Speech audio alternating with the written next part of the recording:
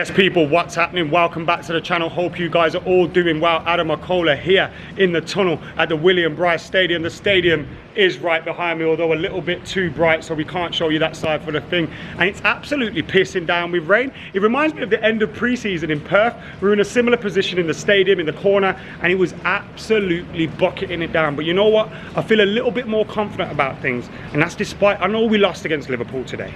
But I was sat there in the stands at halftime thinking, the first half performance, we're 2-0 down, but actually, we've not played too badly. I thought we were looking sharp, we were looking bright, we were creating a few chances, we should have scored a few goals. Marcus Rashford was looking bright, Amad Diallo has continued to impress on pre-season tour, and there were positives to take.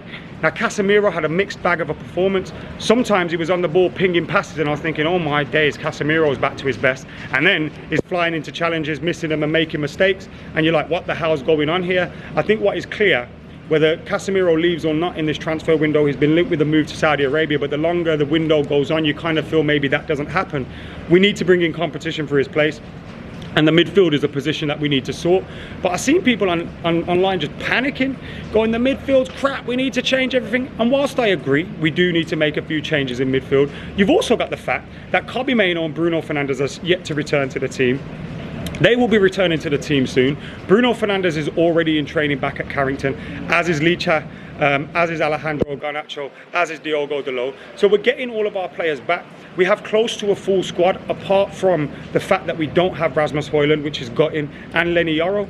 We're in talks for Matthijs de Ligt. We're in talks for Mazraoui. If we can make those moves happen, I'll be feeling a lot more confident, as well as the Manuel Ugarte or a number 6, bringing in someone like that, you'd be feeling a lot more confident. But this pre-season, I think, whilst we've lost against Liverpool, whilst we've lost against Arsenal, and whilst the injuries have been damaging, I do think there's some positives to take here. I really do think there's some positives to take here, and we need to work on those. I think the patterns of play at times look a lot better. I think there seems to be a much better mood in the camp, around the training sessions, around the team, around the manager. The manager's got his swagger. I think he's feeling confident again. You look at the changes that have happened above the manager in terms of, you know, Dan Ashworth, Wilcox, all these kind of guys. We've seen them at training. We've seen them at games. We've seen that there's more collaborative effort between the likes of the manager and those guys, and hopefully that will result in better results in terms of transfers happening and all those kind of things, and making sure that, you know, the business is done and the team's in the best position. But it does feel like there's been a change of direction at Manchester United, even if those results on the in pre-season haven't been the greatest. But they don't have to be. There's been times where we battered Liverpool 4-0 and the Bangkok Cup was memorable. But what happened after that? Louis van Gaal had an unreal pre-season. What happened after that? So pre-season, and I was talking to Wes about it as well. Yes, the strikers want to score goals. Yes, you want to get your confidence back. But it's all about pre-season. It's all about getting that fatigue out your legs. It's all about making sure you're fit and you're ready to play when the big stuff comes around. Now, the big stuff's coming around next week. And look, I don't think Manchester United are fully ready for the season. We have to implement and get those players back into the team that are missing at the moment. And of course, we have those couple of injuries. But there's a lot of talk about business getting done. There's a lot of talk about the Mazraouis coming in, the de Ligt's coming in. And I think they need to speed that up. I think they need to make sure that happens quickly. Because if we can get those in, you start to feel a little bit more confident about the season. If you've got that, you know, a fullback in there. If you've got de Ligt starting alongside Lisandro Martinez when we take on Fulham, I think we'd be feeling a lot more confident about things. But generally speaking, I don't think it's been a bad pre-season. I don't think it's been a great pre-season either. I don't think it's really clever to be going, our pre-season's been great or not, because ultimately the results mean nothing. But it does feel like there's a better feel around the camp. It does feel like things are rolling and moving towards the right direction. And like I said, I think the manager's got his mojo back. You go from back to front. Look, Onana made a mistake today. He needs to get that out of his system, for God's sake. We've seen one too many of them from him last season. And he needs to. Nice one, mate. Thank you, mate. He has to sort that out. It was a bad mistake from him today, and we want to see better from him. But you look at that team from back to front. How many of those players would you be expecting to start in 2 or 3 weeks? Harry Amas probably won't be starting. I think he's had a very good pre-season, and he's shown that he could maybe push for a spot this season later on into the campaign. But again, he's a little bit raw, but looks good, technically very, very good. Right back, Aaron Wan-Bissaka. He went off injured today. It was only a poke in the eye, but he's looking like he's going to West Ham. Johnny Evans and sorry, who started at the back? Lindelof. Are they going to be expected to start when the big games come around, when the real stuff comes around? Probably not. So you're looking at the back four and you go, none of these are going to be starting for Manchester United. Yes, Andre Onana will. Let me just wipe my camera, sorry about that. It's absolutely pissing it down here. Yes, Andre Onana will, but none of that back four will. You look in the midfield, like I said, we still got Bruno to come back, we still got Kobbie Mainoo to come back. You got Casemiro there, he needs challenging. He needs challenging. Times today he looks great, but 50% of the time he looks awful. He needs to sort that out. I'm interested by Collier. Could he be the one this year? We had Garnacho 2 years ago, Kobbie Mainoo last year. Could it be time for Collier to come through? Maybe it is. He looks like someone that could maybe threaten. He already technically looks very good. He's got wing mirrors. He moves, constantly moving on the ball. He's got, you know, he's turning when he receives the ball as well to face his front and move forward. I like what I see from him. Still very raw. Still got a lot to improve on, of course. But I'm liking what I see. And if Eriksen and McTominay, you know, McTominay's being linked with a move to Fulham. If Eriksen and McTominay leave the club and you do only bring in one in terms of who got, you know, Amrabat's left as well. The numbers are dwindling there in midfield. If you've got Kobbie Mainoo, you've got Bruno Fernandes, you've got Casemiro. Let's say we bring in a new number 6. And then you've got Collier kind of sniffing around, potentially kind of getting into that team. Obviously Mason Mount as well. I think you've got great options there. And you've got another youngster that could potentially come through. Then you look at the front three.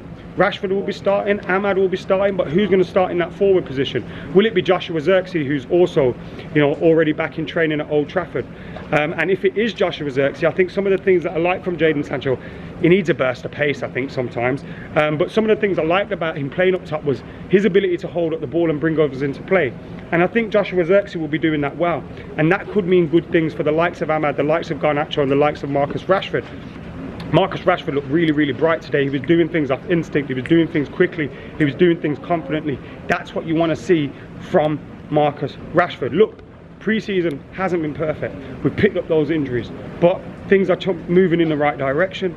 I think the manager is getting his feet under the table. He's starting to feel a little bit more confident. Seems to be that collaborative effort going on above the manager as well. If we can get that business done, I'm quietly confident we can have a good season, but the season is coming on very, very quickly. The season's going to be here very, very soon. So we need to make sure if we're going to be doing any business, we get the business done quickly. Thankfully, Wan-Bissaka's injury wasn't one that was concerning, because you want to get that deal done so you can bring in Mazraoui, you can bring in Dilip, you want to get Scott McTominay out so you can bring in that midfield. And that's what we're dealing with at the moment. The likes of Ashworth and Wilcox and Baradas and all these people have just arrived.